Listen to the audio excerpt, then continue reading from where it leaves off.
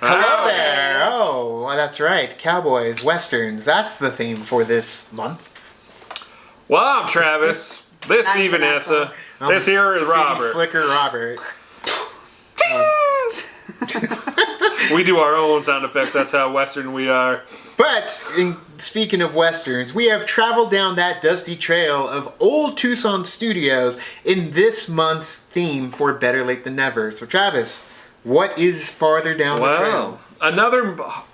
Another movie we had to pick from a list of westerns that is super long and super hard to pick from. Sure. This particular movie is a personal favorite of mine. Okay. I have seen this movie countless times. Sure. I love it so much.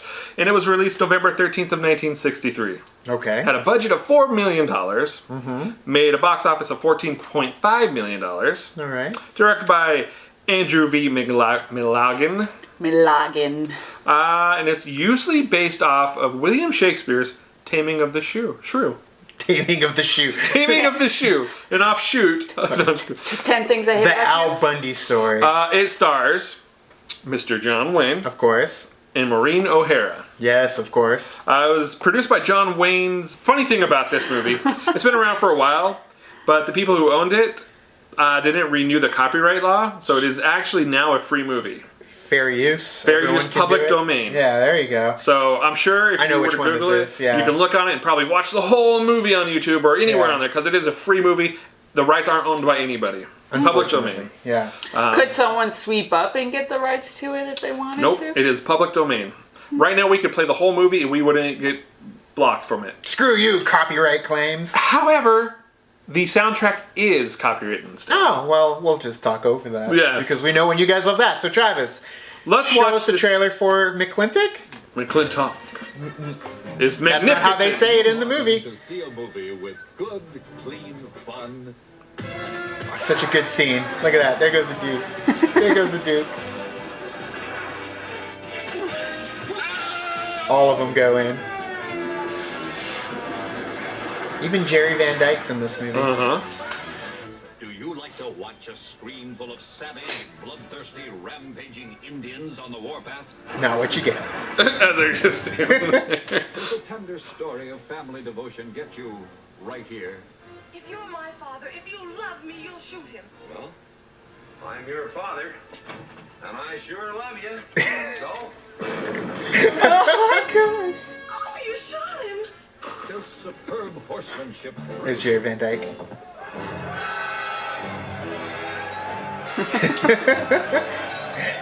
So much like Dick, isn't he? Yeah. Does genteel elegance. That, physical comment. When he pulls them all down. I'm so drunk. If so, then McLintock will hit you where you live. Do you like a story of inspiring restraint and self-control? Well, yes, I do. we'll all calm down. Boss, he's just a little excited. I know. I'm going to use good judgment. I haven't lost my temper in 40 years. But, Pilgrim, you caused a lot of trouble this morning. Might have got somebody killed. And somebody ought to belt you in the mouth. But I won't. I won't. No. Yeah. That's how the whole fight starts. The screen has Old scenes that Tucson. are roaring, no holds barred. All Cheryl Hills look familiar. And you haven't ever seen so much The chase scene. Oh, she's all A very unorthodox chase scene. where he whoops her ass. Yeah, literally. brand of a redhead named Maureen O'Hara. This is the whole finale of the movie, by the way. Yeah. That's all it is him chasing her around old Tucson. Because she's a brat. She's a spoiled brat. Oh, and who's that? His son. Dun, dun, dun, dun, dun, dun, dun. Chill wheels. Look at that. They're showing you the end of the movie right there. The whole town just watching her Yeah. too. So yes, pronounced either McLintock, which they say many times throughout the movie, Tomato. or McLintock, which I go against the grain. So when I watch the movie and so many people in the movie say McLintock, I'm like, oh, I'm going to call him McLintock because that's not what everyone else calls it. So yeah, I recently checked out this movie actually last year, and since last year, I think I've seen it 3 times because it is so much fun and it's Does it different always and weird. come on at work on your little? Yeah. Is that why you saw it? Yeah, I work for a television station, and so one of our channels is actually Westerns. And it first popped up right when it started. I was like, I'm going to check this out. And it has popped up multiple times, but in certain situations, when it's a movie that I've already seen and I feel like I don't need to get any more from it, I'll just move on. But when it's like, I actually enjoyed this, I'll watch it again. I have a follow-up question, but Sure. first, would you see it based off this trailer? Yeah, because it looks like a lot of fun. You know, like there's a lot of physical comedy happening, and it looks like that they had a lot of fun with themselves as far as the story goes and stuff. So I'm like, you know Right, what? It's a lot of fun. I can like it, and even when you said that it's kind of based off of Taming of the Shrew too. I mean, you kind of already know that story a little bit, and going off of modern day movies that are kind of based off of that. I mean, like 10 Things I Hate About You is also based off of that, and I love 10 Things I Hate About You. So going back and watching something that's also Western that has that Shakespeare like undertone underneath as well is interesting. And now I kind of want to watch it to see how this one plays out. Right. Going back to what you were saying. Sure. Because you just recently watched this. Right. And you were just working and it probably caught your eye. I want to know what caught your eye. What made you go, I want to pay attention to this more? One, I'm trying to gain more knowledge on the Westerns, so any Western that pops up, I'll start paying attention to it right off the bat. 2, I knew it was filmed at Old Tucson. I knew it was John Wayne. And what caught my eye is in the beginning of the movie, you go to McLintock's ranch. And McLintock's ranch is actually in Patagonia, close to Nogales. There is a movie called Arizona Dreams. I forgot what it is, but Johnny Depp and I forgot everyone. Eleanor from The Haunting. What's her name? That's in everything. Yeah. She's there, and it's a weird movie, but the whole movie basically takes place at that house. So I was like, dang, another location. I had no idea that Yeah. that house was filmed again. And Jerry Lewis is in it too, and it's filmed in Douglas, Arizona too. Wow. But yeah, that's that house. That a lot happens at that house in that Arizona Dream I'm movie. learning something new. And with that's McLintock's ranch, and so we can actually drive from here and actually go see the ranch that is the basis for this movie, as well as the town, which is Perhaps Old Tucson. we might one day. I think we should.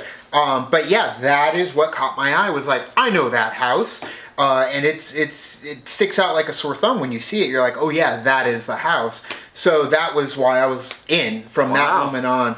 But yeah, it's a very long movie too. I think it's like 3 hours almost. I don't think it's that long. Maybe on TV with commercials. Yeah, it took forever.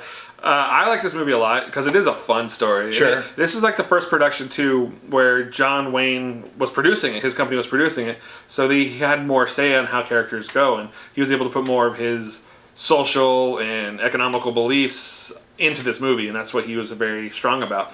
And it shows that it was fun. I like the fact that his wife, who he doesn't really get along with but still loves deeply, she's a brat. She's all hoity-toity and really high society, and she's like him though. She's very headstrong. Yeah, that's where we're bumping heads. And it's cool because I was looking up like a bunch of trivia about it, and I'm pretty sure the Pilgrim is the only one Pilgrim in this movie, and I believe around that time he had stopped saying Pilgrim in the movies, and he snuck it in that one moment, and I think that's why they threw it in the actual trailer. And this movie, I was pretty sure, didn't do well at all. And in fact, it was the John F. Kennedy assassination, I believe. When did this movie come out? 1963, but it did a $14.5 million at the box office. Year? Right. Or date, sorry. November 13th of 1963. Okay, so it's like roughly around the time, because he died the November 23rd. Right, and there was something... So it could have definitely hindered the box sales, but overall, I wouldn't call it a bomb or anything. Right, but there was some falling out when it came to John Wayne, and just the entertainment industry when it came to trying to, I guess they wanted to move the movie, and then he was all mad because they didn't move the movie. Or no, he was mad because that happened and ruined the release of the movie. So the Duke, he's a very opinionated man in real life. And he made sure he actually wore his infamous belt buckle while making this movie. Right. It has a D on it for the Duke, and he tries to get shots of that in most of his films he did. And it is at a different time, obviously, when it comes to this movie. So there are some very insensitive things if you were to hold it up to nowadays. Right, sure. In this movie where I'm watching it, I'm like, ugh. And it's, they've got their servant who is of Asian descent, and of course they are just loose-lipped when it comes to how they address him and everything they say to him, and it's kind of hard to watch. But again, different time, different era. And it's not in any way being negative either. Like, no. In fact, the whole thing with the Native Americans, like McLintock's going out of his way to try and help them, save them, and help them, and not get them attacked by regiments and the cavalry and the government that's coming in. McLintock's going against the government in this one. So yeah, it's definitely a different era, but a very enjoyable movie with that. And I love seeing again all the old Tucson locations throughout this movie, because they are, the whole ending of the movie is them running all around old Tucson, and it's crazy to see what it once was. And I wish we could get back to that, but unfortunately they didn't recover very well from the fire. They did fine, but there was so much more to the park when it came to the studio aspect of it. 94, 95, Old Tucson Studios had a massive fire which burned a lot of these sets down, including costumes and everything that a lot of movies from John Wayne's movies. Memorabilia. Sound stages. Gone. Just is heartbreaking. And I remember being a kid watching this on the news. It was heartbreaking. They couldn't get the fire out fast enough because it is such an isolated location. There wasn't enough water to have the fire put out very much. Yeah. And they've rebuilt it and reopened it and done some successful things there since then. It's just it hasn't really been as grand as it used to be. Hasn't been able to recover from the grand studio. Plus that in Arizona film taxes stuff kind of screwed them over on that too. But which hopefully they'll start changing and we'll get some more movies filmed out here please, as well. legislation, listen to that. But either way, what did you guys think of McLintock? If you've seen it, let us know in the comments below. How do you pronounce it? McLintock or McLintock? Let us know down there, because guess what? It's the same movie. It's fun. But thank you guys. You can like and subscribe. Do the thing on our Facebook, Twitter, Tumblr, Instagram. Start us. All the social networking. Join where they are. Kicking the party, feel the party, keep the party going on our Patreon. Gets us where we need to go. Thank you, Travis.